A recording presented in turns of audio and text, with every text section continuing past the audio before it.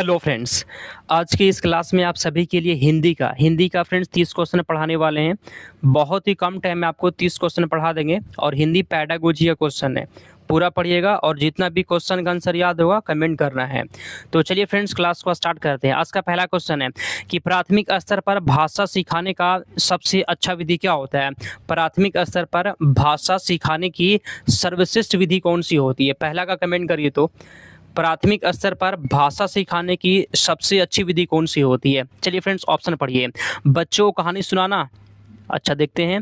बच्चों को पाठ्य पुस्तक पर आधारित वीडियो दिखाना। सी, बच्चों के भाषा प्रयोग करने की अवसर देना। फ्रेंड्स देखिए जहां पर भी बच्चों का जो है ना भाषा प्रयोग का अवसर मिल रहा है, भाषा प्रयोग कर पा रहा है, तो वो ऑप्शन सबसे अच्छा होता है। तो आंसर यहाँ पे सी वाला हो जाएगा। ठीक है, चलिए फ्रेंड्स आगे चलते हैं अगले क्वेश्चन की ओर। 2 नंबर क्वेश्चन, भाषा की कक्षा में भाषाई खेलों का आयोजन मुख्यतः क्या है। बताइए भाषा की कक्षा में भाषाई खेलों का आयोजन मुख्यतः क्या होता है। कमेंट करिए। तो भाषाई खेलों का आयोजन मुख्यतः क्या होता है। दूसरा का बताइए। आकलन का काम करता है, नहीं। भाषा सीखने की प्रक्रिया में स्वाभाविकता लाता है, रोचकता और उत्साह लाता है। फ्रेंड्स आंसर यहाँ पे सी वाला हो जाएगा कि भाषा की कक्षा में जो भाषाई खेल होता है ना वह रोचकता लाता है और उल्लास लाता है। ऑप्शन नंबर सी हो जाएगा। आगे चलते हैं 3 नंबर क्वेश्चन की ओर। अगला, बच्चों की मौखिक अभिव्यक्ति का विकास करने के लिए सबसे कम प्रभावी तरीका कौन सा होता है। सबसे कम प्रभावी कौन सा होता है। सबसे कम प्रभावी कमेंट करिए। तो सबसे कम प्रभावी कौन सा होता है, कमेंट करिए। तीसरा का आंसर सबसे कम प्रभावी कौन सा होता है।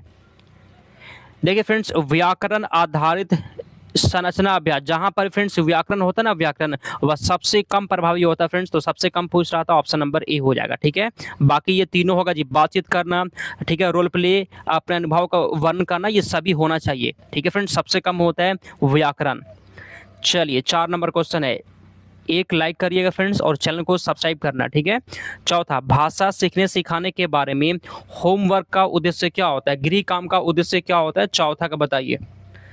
भाषा सीखने सिखाने के संदर्भ में होमवर्क का मतलब गृह काम का क्या उद्देश्य है। चौथा का फ्रेंड्स कमेंट करिए। तो बच्चों को व्यस्त रखना, नहीं। कॉपियां भरवाना, ये भी नहीं। सीखने को विस्तार देना, ये बिल्कुल सही जवाब है। सीखने को विस्तार देना सी हो जाएगा। आगे चलते हैं 5 नंबर क्वेश्चन।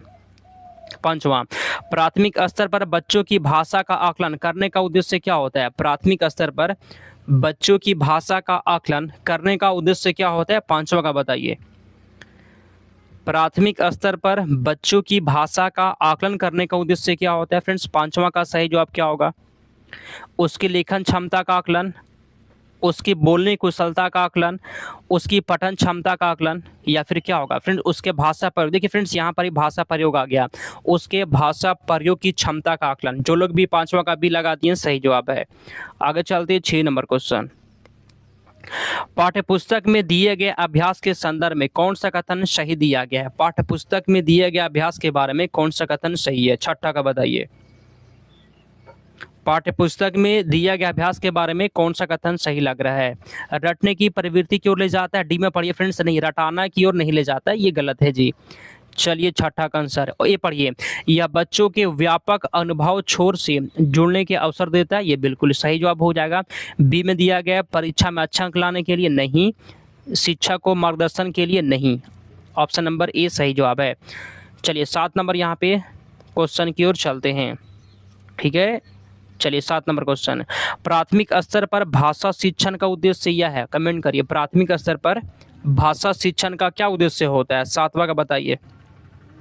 भाषा शिक्षण का उद्देश्य क्या होता है जी। देखिए सी वाला, बच्चे विभिन्न स्थितियों में भाषा का प्रभावी प्रयोग कर सके। बता दिए थे आप सभी को, बच्चा जो है ना फ्रेंड्स अगर जो है भाषा का प्रयोग कर पा रहा है तो वो ऑप्शन सबसे अच्छा होता है। आगे चलते हैं 8 नंबर क्वेश्चन। अगला, भाषा अर्जन के संबंध में कौन सा कथन सही दिया गया। भाषा अर्जन के संबंध में कौन सा कथन सही दिया गया। 8वां का बताइए। तो भाषा अर्जन के संबंध में कौन सा कथन सही दिया गया है। भाषा सीखना एक उद्देश्य होता है, गलत हो गया। भाषा अर्जन में बच्चों को बहुत अधिक प्रयास करना पड़ता है, ये एकदम नहीं है फ्रेंड्स। भाषा अर्जन में प्रयास नहीं करना पड़ता है, ये स्वाभाविक होता है। ठीक है, बी पढ़िए। समाज सांस्कृतिक परिवेश के अनुसार अर्थ ग्रहण की प्रक्रिया स्वाभाविक होती है। बिल्कुल सही जवाब है। भाषा अर्जन जो होता है फ्रेंड्स वह स्वाभाविक होता है। ऑप्शन नंबर बी वाला सही हो गया। 9 नंबर क्वेश्चन, भाषा शिक्षण में पाठ्य पुस्तक क्या करता है? भाषा शिक्षण में पाठ्य पुस्तक क्या करता है? 9 का बताइए। भाषा शिक्षण में पाठ्य पुस्तक जो होता है एकमात्र संसाधन, एकमात्र नहीं, साध्य नहीं, साधन है। ठीक है जी, भाषा शिक्षण में पाठ्य पुस्तक एक साधन है। आंसर यहाँ पे सी वाला हो जाएगा। 10 नंबर क्वेश्चन, पत्र पत्रिकाएं भाषा सीखने में क्या करती है? 10 का बताइए तो। पत्र पत्रिकाएं भाषा सीखने में क्या करती है? 10 का बताइए। 10 का बताइए। पत्र पत्रिकाएं भाषा सीखने में फ्रेंड्स क्या होता है? बड़ों के पढ़ने की वस्तु है, गलत हो जाएगा। साधक है फ्रेंड्स, आंसर यहाँ पे बी हो जाएगा। पत्र पत्रिकाएं भाषा सीखने में साधक होता है। अगले आगे चलते हैं अगले क्वेश्चन की 11, बच्चों की भाषा के आकलन का सर्वाधिक प्रभावी तरीका क्या होता है? बच्चों की भाषा के आकलन का सबसे प्रभावी तरीका क्या होता है? 11 का बताइए तो। बच्चों की भाषा के आकलन का सर्वाधिक प्रभावी तरीका क्या होता है? प्रश्नों के उत्तर देना, ये आकलन का सबसे अच्छा तरीका है? नहीं। श्रुतलेख नहीं, लिखित परीक्षा नहीं। आंसर यहाँ पे बी वाला हो जाएगा। प्रश्न पूछना और पढ़ी गई सामग्री पर प्रतिक्रिया व्यक्त करना, आंसर यहाँ पे बी हो जाएगा। आगे चलते हैं 12 नंबर क्वेश्चन, भाषा अर्जन और भाषा अधिगम में मुख्य अंतर का क्या आधार है? कमेंट करिए तो। भाषा अर्जन और भाषा अधिगम में मुख्य अंतर का आधार क्या होता है? 12 का फ्रेंड्स कमेंट करिए। चलिए फ्रेंड्स, भाषा अर्जन और भाषा अधिगम में मुख्य अंतर का आधार क्या होता है? तो यहाँ पे फ्रेंड्स 12 का सी हो जाएगा, स्वाभाविकता और परिवेश होता है। ऑप्शन नंबर सी हो गया। आगे चलते हैं अगला क्वेश्चन यहाँ पे 13।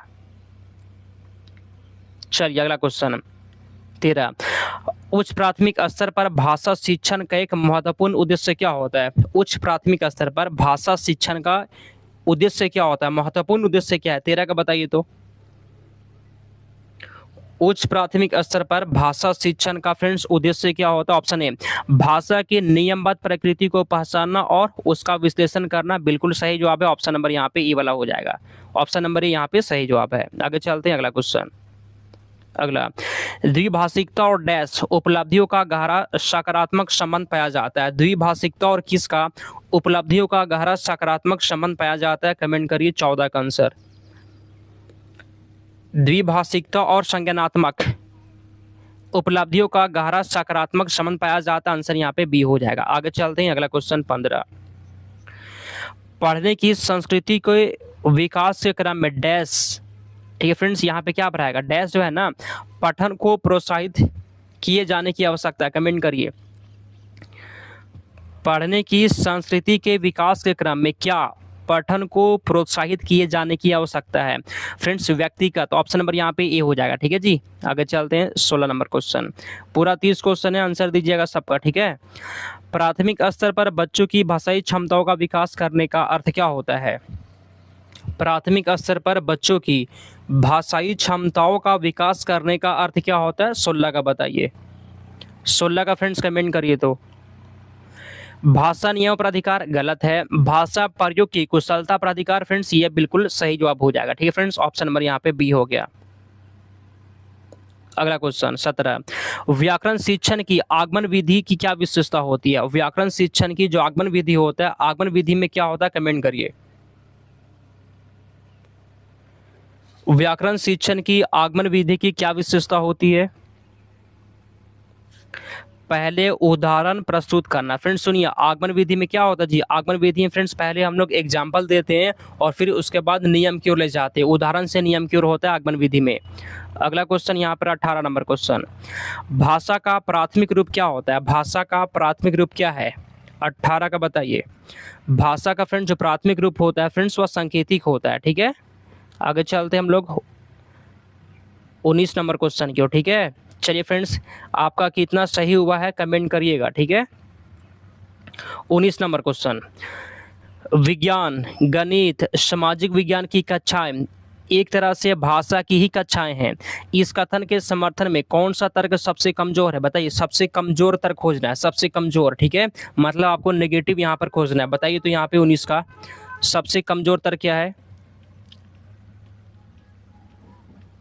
ऑप्शन ए, विभिन्न विषयों के शिक्षण में भाषा शिक्षण का एक मुख्य उद्देश्य होता है। गलत। विभिन्न विषयों की अवधारणात्मक समझ की अभिव्यक्ति भी भाषा विशेष में होता है। आंसर यहाँ पे बी हो जाएगा। आगे चलते हैं 20 नंबर क्वेश्चन। कविता शिक्षण के संदर्भ में आप किस बिंदु को सर्वाधिक महत्व देते हैं? कविता शिक्षण के बारे में किस बिंदु को सर्वाधिक महत्व देते हैं? 20 का बताइए। कविता का एक निश्चित अर्थ होता है क्या? गलत, एक निश्चित अर्थ नहीं होता है। बी, कविता के एक से अधिक अर्थ हो सकता है। बिल्कुल ये सही जवाब है, आंसर बी हो जाएगा। अगला क्वेश्चन 21 नंबर।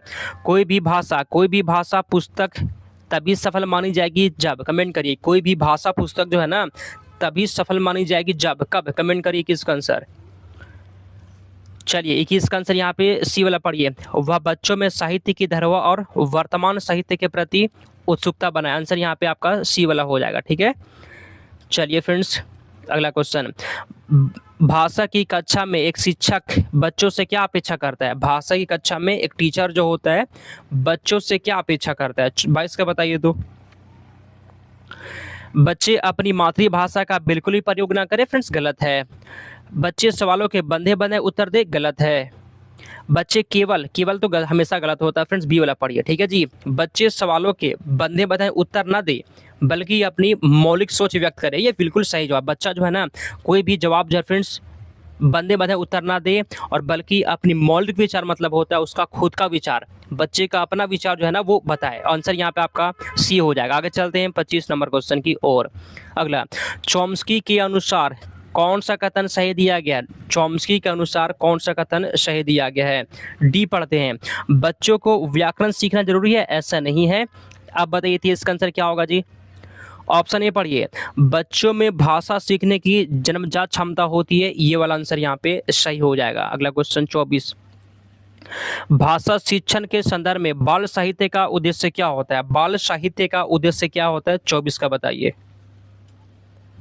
भाषा शिक्षण के संदर्भ में बाल साहित्य का उद्देश्य क्या होता है? फ्रेंड्स आंसर यहाँ पे सी वाला हो जाएगा। बच्चों को उत्साही पाठक बनने के लिए प्रेरित करना। आंसर यहाँ पे आपका सी बिल्कुल सही जवाब है। आगे चलते हैं 25 नंबर क्वेश्चन की ओर। चलिए 25 नंबर क्वेश्चन। उच्च प्राथमिक स्तर पर हिंदी भाषा विकास के लिए कौन सी गतिविधि कम उपयोगी है? 25 का बताइए। तो उच्च प्राथमिक स्तर पर हिंदी भाषा विकास के लिए कौन सी गतिविधि कम उपयोगी है? 25 का बताइए। उच्च प्राथमिक स्तर पर हिंदी भाषा विकास के लिए कौन सी गतिविधि कम उपयोगी है? फ्रेंड्स 25 नंबर क्वेश्चन का यहाँ पर डी वाला हो जाएगा। पाठों के अंत में दिए गए अभ्यास को हूबहू लिखवाना। ऑप्शन नंबर यहाँ पे डी हो गया। आगे चलते हैं 26 नंबर क्वेश्चन। पढ़ना सीखने की प्रक्रिया में किसकी भूमिका सबसे महत्वपूर्ण होती है? 26 का बताइए। तो